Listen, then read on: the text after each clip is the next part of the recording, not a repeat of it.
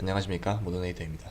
이번 시간에는 이터레이션 프로토콜에 대해서 간단하게 알아보도록 하겠습니다. 그리고 제너레이터에 대해서도 알아보도록 하고요. 이터레이션 프로토콜은 ES6에 추가된 이 for of라는 것과 연관이 있는 기능인데, 간단하게 설명을 드리면, 자바스크립트에서 이제 for를 쓸 때 이렇게 배열이 있으면 보통은 이제 인덱스를 이렇게 배열의 길이만큼 증가시켜 가지고 직접 참조를 해서 데이터를 가져오는 방식을 취하지만,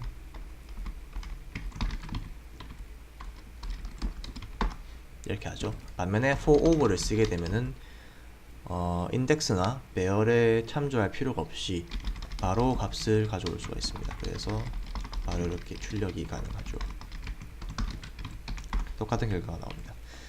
그래서 이 for over가 가능하게 되려면은 이 이터레이션 프로토콜을 구현을 해야 되는데, 이 말인 즉슨 여러분이 만든 오브젝트라든지 기타 어떤 형식의 데이터든 이터레이션 프로토콜만 구현을 해 놓으면 똑같이 for over로 순환이 가능해져요. 기존의 for로는 불가능한 기능들이죠. 그래서 이터레이션 프로토콜 안에 보시면 이터러블 프로토콜과 이터레이터 프로토콜이 있는데, 이터레이션이라는 표현은 반복이라는 뜻이고요. 이터러블이라는 건 반복 가능한, 이터레이터는 반복자라는 뜻입니다. 반복하는 주체, 반복하는 것을 말하는 거고요. 이터러블 프로토콜은 자바스크립트 오브젝트에 이제 이터레이터라는 이 프로토콜이 구현이 되어 있는 이 오브젝트를 말하는데, 이렇게 되어 있는 오브젝트는 for of로 이렇게 순환이 가능합니다. 그래서 이런 배열이나 맵 같은 것들은 기본적으로 이게 구현이 되어 있기 때문에 별다른 작업을 할 필요 없이 바로 for of를 쓸 수가 있고요. 중요한 건 이 이터레이터 프로토콜인데, 이터레이터 프로토콜이 실질적으로 이제 이 반복을 할 수 있게 하려면 반드시 구현해야 되는 그런 스펙 같은 겁니다. 그래서 이터레이터 프로토콜은 보시면 이제 next라는 메서드를 반드시 구현을 해야 되고요. next라는 메서드는 돈과 value, 이 값들을 리턴을 시켜야 됩니다. 그래서 약간 내려서 설명을 드리면, 보시면 이제 값이 있는 경우에는 value를 리턴을 시키고 돈을 false를 리턴 시키고, 이 순환이 끝이 나면은 돈을 true로 리턴 시키면 돼요. 좀 더 내려보시면 이제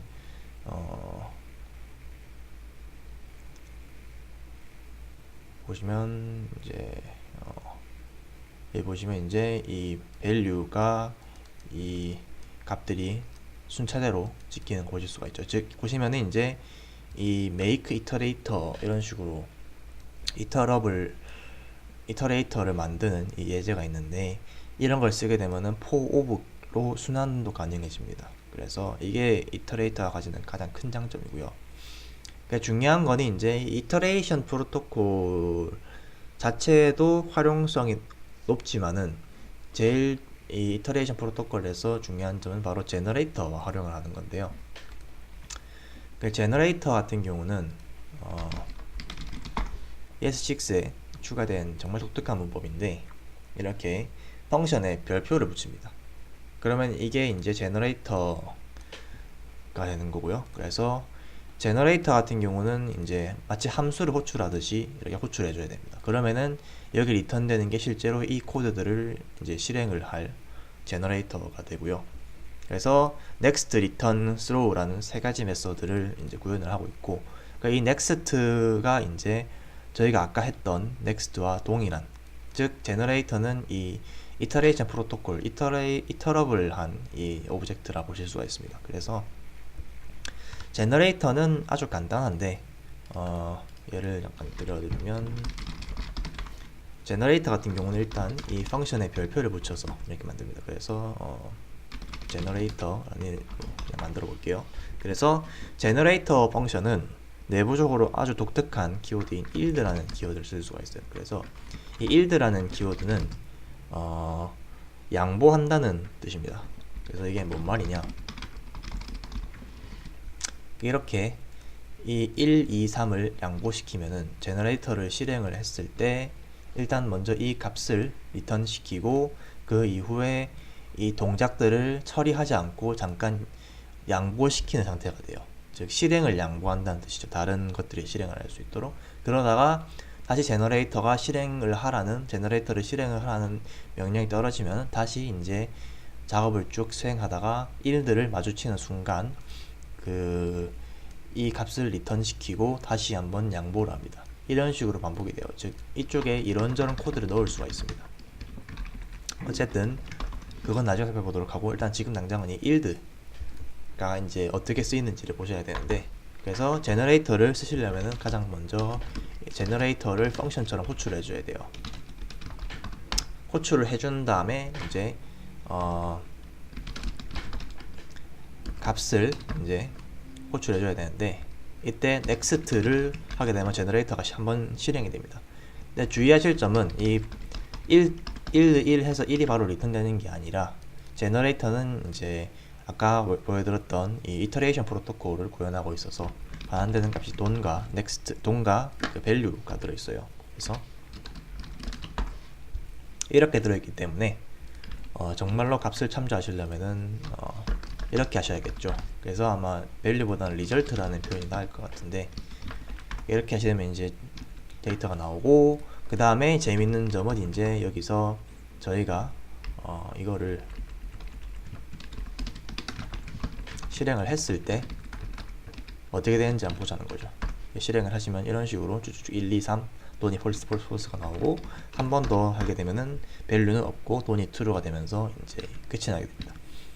이 제너레이터에서 가장 눈여겨 보셔야 될 점은 이게 리턴 여기서 1드로 이제 양보가 된 다음에 다시 제너레이터로 출했을 때 다시 처음부터 하는 게 아니고, 이전에 실행했던 줄 다음부터, 즉 이전에 1드를 만났던 줄까지 실행을 했기 때문에 그 다음 줄부터 실행한다는 점이에요. 이러한 특성 때문에 자바스크립트에서 제너레이터는 비동기를 동기식으로 처리를 할 때도 많이 씁니다. 그 부분은 뭐 설명하지 않을 거고요. 어쨌든 중요한 점은 이제 이렇게 g.next를 할 수 있다는 점. 그리고 특수한 키워드로 이 yield 하고, 이제 여기는 안 나와 있는 것 같은데, 배열 같은 거를 한 번에 yield 시킬 수도 있어요. 그러니까 이렇게 하고 이제 yield 앞에 이렇게 별표를 붙여주면은, yield가 아니고 여기였나요? 여기였나 보네요.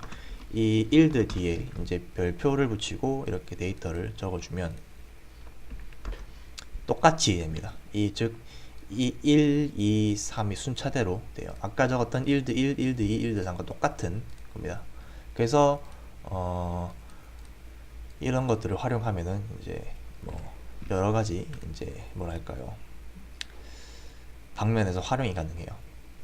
아주 간단하게 뭐 예를 드리면 이 프로미스를 써서 API를 만들어서 제너레이터에서 그 프로미스 API로 호출을 해서 뭐 리졸브 됐을 때 넥스트를 호출하는 식으로 실행을 이어가면은 이 제너레이터 펑션에서 이 내부 이렇게 중간중간에 이제 코드들이 있으면